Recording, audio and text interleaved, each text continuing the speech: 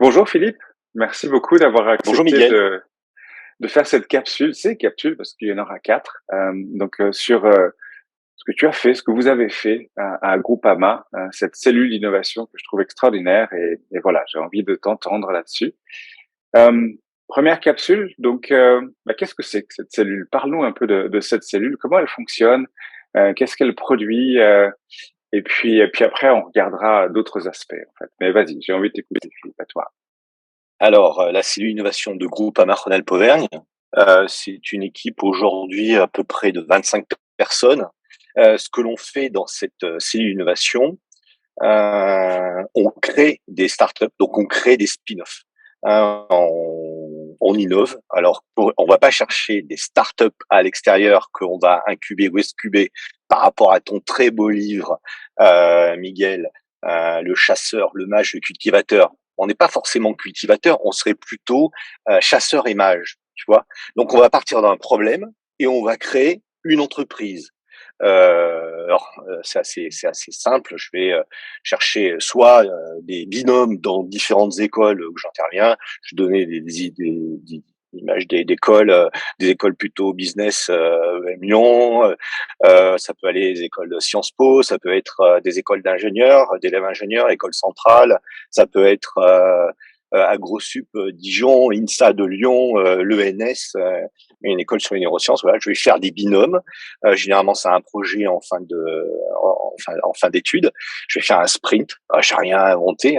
J'ai regardé ce que faisait Google. Je vais faire un sprint de 6 mois et on va dérisquer une idée. On va utiliser la perte acceptable, c'est-à-dire c'est une perte acceptable de l'effectuation. En fin de compte, voilà, on prend un binôme d'élèves brillants sortant d'école et puis on va leur dire, bah, pendant 6 mois, bah, on va vous permettre de partir d'un problème, d'une observation clé et en fabriquer après une idée clé et après un objet clé, vous allez en fabriquer une startup, d'accord? Voilà, c'est vraiment ça ce qu'on fait. Et bien sûr, c'était facile. Je fais ça depuis 2014. C'était facile parce que bah, je le fais avec des élèves, tu vois, on n'est pas obligé d'aller ponctionner des ressources à l'intérieur d'une grande entreprise. Groupama, en fait, c'est une grande entreprise. Je suis super fier de travailler chez Groupama, mais ça veut dire que si tu fais un projet, par exemple, d'intrapreneur avec des collaborateurs de Groupama, eh ben, tu es obligé de capter des ressources à l'intérieur de cette grande entreprise. Donc, moi, j'ai commencé d'abord avec des élèves en fabriquant des binômes, et puis maintenant que ça marche, en fait, c'est une innovation. Donc, on a passé par les attributs de ton livre bleu, l'innovation comme science. Est-ce que ce qu'on avait fait, ben, cocher bien les attributs? Je peux t'assurer, Miguel, que ça coche. Alors maintenant, ben, une fois qu'on passe à l'étape d'après, mais là cette fois-ci, c'est pas des jeunes qui ont 25 ans, ben, je fais des binômes aussi avec des collaborateurs de Groupama qui peuvent avoir 35, aller jusqu'à 45 ans, qui ont envie de créer un projet et donc ils vont aller faire là encore. Alors le programme est un peu différent là pour le coup, on leur fait faire un sprint V0 qu'on appelle de 8 jours juste pour tester en fait l'observation clé ou le problème du design thinking, tu vois, juste pour voir si ça tient la route quoi. Et après derrière, la direction dit ok c'est bon, voilà. Et là on commence juste. Mais t'as vu, on a commencé par la partie la plus facile. Hein. Voilà. Et cette cellule innovation, bah, elle crée des startups, on appelle ça donc des spin-offs. Groupama Rhône-Alpes-Auvergne, mon entreprise aura entre 10 et 20% du capital de cette entreprise au moment du lancement. Et nous, ce qu'on va faire, bah, la totalité des investissements. Ah oui, une chose, Miguel, mais tu t'en doutes, hein, dans une grande entreprise pour innover, bah, il faut aussi des sous. Hein. Si t'as pas de sous, bah, tu peux rien faire. Hein. Eh ben nous, la totalité des développements, on va leur donner au moment du décollage et on va juste récupérer ce pourcentage de capital. Donc ça, c'est super intéressant à la fois pour eux, ça va dérisquer le projet. Ils vont pouvoir faire plusieurs pivots parce que ils peuvent faire un, deux, trois, jusqu'à 4 sprints de 6 mois. Voilà, donc au début c'est un stage, puis après Ok. là, je les embauche tout simplement avec des contrats en France, puis après derrière ils décollent. Voilà. Et après derrière moi, ce que je vais faire, je vais avoir envie de les garder auprès de moi, tu vois, là, dans cette suite, parce que les premiers, eh bien, ils vont défricher, ils vont, on a la banque d'investissement française, par exemple, ben, comment tu fais pour pitcher, comment tu fais pour aller chercher des sous devant eux, ben, les premiers vont aller expliquer aux autres projets. Alors, qu'est-ce qu'on a comme projet? alors qu'on est dans une compagnie d'assurance, hein, Miguel. Donc, on a créé 4 entreprises. Il y en a 2 nouvelles qui arrivent. Premier projet, un projet de partage de vélos, ça s'appelle Fredo. Voilà, la progression est colossale. Ils ont donc c'est des collaborateurs qui m'ont quitté il y a 2 ans. Je crois maintenant ils sont 8. Si tu vas dans différentes villes comme à Vienne, Libourne, tout ça, bah c'est des vélos Fredo qui sont mis. On a 2 autres startups de drones pour l'agriculture, une start-up qui va faire du largage de phéromones avec des drones pour remplacer des pesticides. Eux, ils venaient de Centrale. C'est une très très belle entreprise. Euh, Comment elle s'appelle au passage? une Tu veux donner son nom? AgriBuilders, excuse-moi, AgriBuilders. Alors le mot builders, ça sort du design thinking. Il faut fabriquer quelque chose, fabriquer pour penser. Une autre startup qui s'appelle ExoExpert qui va faire de la cartographie pour les parcelles agricoles, pour ce qu'on appelle moduler l'azote, pour mettre la bonne dose de bon engrais au bon endroit sur les parcelles de colza et de blé, et aussi font de la cartographie pour les vignes. Voilà, eux, ils s'appellent ExoExpert, EXO.EXPERT. La progression est colossale. Après, on a une autre startup, une néo-assurance, voilà.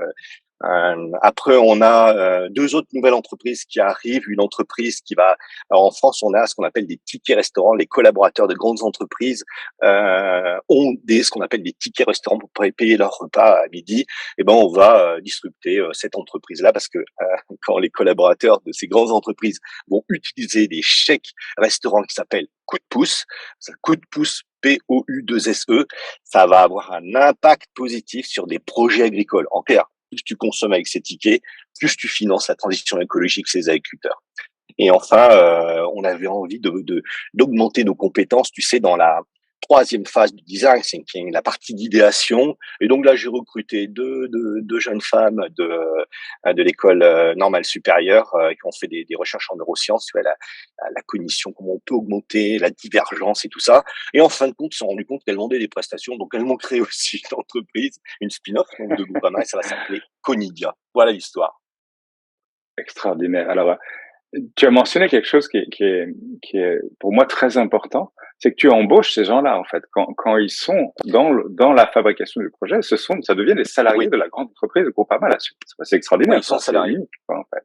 Oui, ils sont salariés, oui, c'est une chance. Et alors, bien évidemment, tu comprends, ça va permettre de dérisquer. Quand je vois que Dyson, il a fait 5000 prototypes, enfin, il faut être résilient pour tenir 5000 prototypes, tu vois. Bien Et sûr, donc, bien sûr. cette résilience, en fait, on va la favoriser tout simplement par des salaires de Groupama, d'accord, jusqu'à ce qu'on teste différents projets. Mais en fin de compte, tout d'un coup, ils vont vraiment croire dans le projet, ils vont vouloir devenir dirigeants. En plus, ils sont entourés de dirigeants d'entreprise, donc ils ont encore envie d'être dirigeants, tu vois. Et puis alors, je sais pas comment c'est chez toi, mais nous, la France nous aide beaucoup, notamment avec le crédit impôt recherche. D'accord. Tout simplement, on essaye de présenter nos différents projets. Et cette année, je vais avoir à peu près 250 000 euros de crédit impôt recherche. L'année dernière, je crois que j'ai dû avoir 210 000 euros de crédit impôt recherche. Dans une grande entreprise, Miguel, il faut que je te dise une chose, ce crédit impôt recherche, en tous les cas pour les pays dans lesquels c'est possible, en tous les cas en France, ça a 2 effets. Un, ça fait quand même des sous, c'est pas mal, hein, d'accord? Parce que moi, Ouais. j'achète des imprimantes, j'achète des choses comme ça, des drones, voilà. Et puis la deuxième chose, ça envoie un message super positif à l'intérieur de ton entreprise ou dans le groupe. Ah bah mince, Philippe, il a du crédit impôt recherche. Donc ça veut dire que ce qu'il fait, et puis l'État français est bien rigoureux là-dessus, c'est vraiment innovant, hein, parce que l'État français va vérifier que tu as fait des pivots, que tu t'es Ouais. trompé, machin, tu vois. T'as pas fait que de la R&D entre guillemets, que du mélange de technologies. Bien sûr, effectivement. Voilà. Écoute, c'est génial. Peut-être un dernier point pour finir cette première capsule. C'est quoi les outils que tu utilises? Tu as mentionné le design thinking. Est-ce que Ouais, tu veux me dire un peu plus de comment tu mets ouais, ça en œuvre? ouais, C'est quoi pour toi les principaux? Tu as parlé d'effectuation aussi. Parle-nous un peu ouais. Alors, des approches que tu utilises. c'est la clé du truc, Miguel. Il faut que je te dise. Bien sûr, tu nous inspires beaucoup, Miguel. Faut que je te dise. Mais surtout, il y a un Merci. point qui est super important. En 2014, en fait, j'ai eu un échec dans mon entreprise, un projet, je trouvais innovant. J'étais embauché d'ailleurs pour une innovation. il y a 16 ans par Groupama. Avant, je travaillais dans une entreprise de télécommunications. J'aimais bien innover. J'étais plutôt un mélangeur de techno, tu vois, avant 2014 à peu près, quoi. Et puis j'ai eu un échec, un projet qui n'a pas plu. Alors pourtant, j'avais mis toutes mes tripes dans ce projet. Et donc, j'ai décidé en 2014 d'apprendre toutes les méthodes et les principes d'innovation. Je t'assure, Miguel, mais un programme, mais un truc de fou. Bon, je les ai toutes apprises. Puis, je me suis fixé un objectif de les transmettre parce que tu le sais, comme moi, Miguel, je parlais de toi d'ailleurs à les collègues de Sherbrooke qui sont venus me voir la semaine dernière. Bien sûr, ils te connaissaient. Hein. Incroyable, c'était Et qui? donc, je suis désolé, ils sont venus avec une délégation d'école centrale de Lyon. Mais bon, bref. Et donc, en D'accord. 2014, je me suis dit, tu es un développeur informatique, tu utilises des méthodes pour avoir plus de chances d'innover. Il n'y a pas de raison qu'il n'existe pas de méthode, que tu serais capable de faire une synthèse, de transmettre. Quand tu transmets, tu augmentes tes compétences. Après, tu les utiliseras dans tes projets et donc tu auras plus de chances que ça Ouais. réussisse. Tu vois, le truc est bête. Je veux dire, tu veux faire un morceau de piano, bah, vaut mieux apprendre correctement les bonnes méthodes pour jouer au piano. D'accord?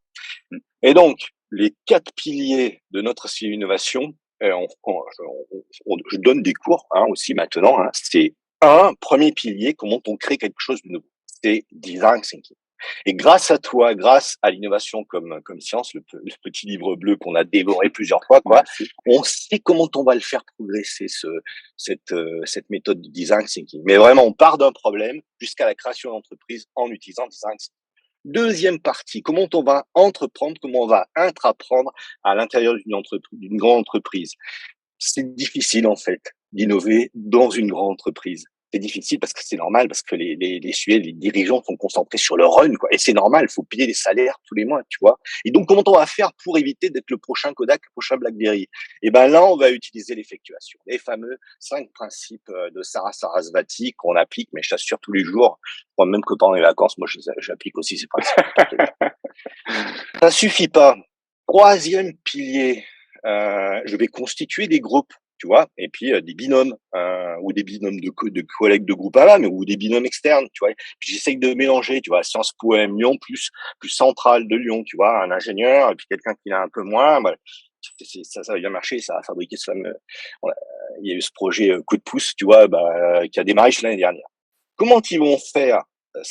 Comment faire cette équipe et vis-à-vis de moi aussi, hein, parce qu'en tant que manager, je suis un manager, j'ai des problèmes de manager comme n'importe lesquels. Comment on va faire pour être résilient et accepter cette incertitude? Tu sais, Miguel, ça me fait penser à ces grands navigateurs en 1600 et quelques, là.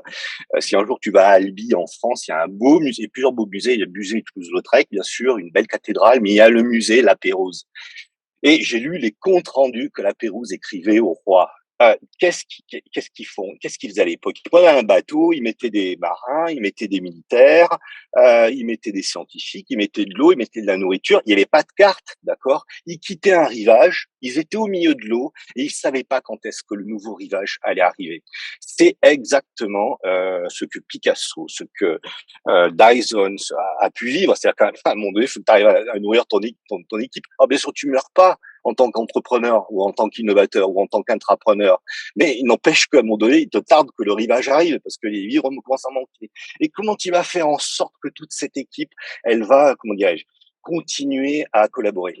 La Pérouse écrivait au roi en 1785 dans un compte rendu.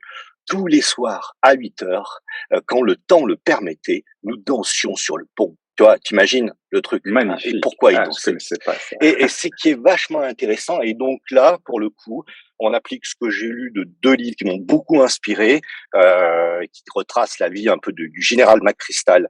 One Mission et Team of Teams, c'est très, très intéressant. C'est les fameux 4 principes qu'utilisent les forces spéciales américaines, qu'utilisent aussi malheureusement les terroristes. Mais voilà, comment on va avancer dans l'incertitude et continuer à conserver, je dirais, la cohésion de groupe. Puis quatrième pilier, alors là c'est plutôt quelque chose que j'ai testé à mes dépens avec des échecs. Bah j'en ai pas mal, hein, aussi d'échecs. Hein. Voilà, quel est le process de sprint qui permet en fait dans une grande entreprise de créer une spin-off. Voilà les 4 piliers. Écoute, extraordinaire. Merci Philippe, c'est passionnant. Rendez-vous pour la deuxième capsule.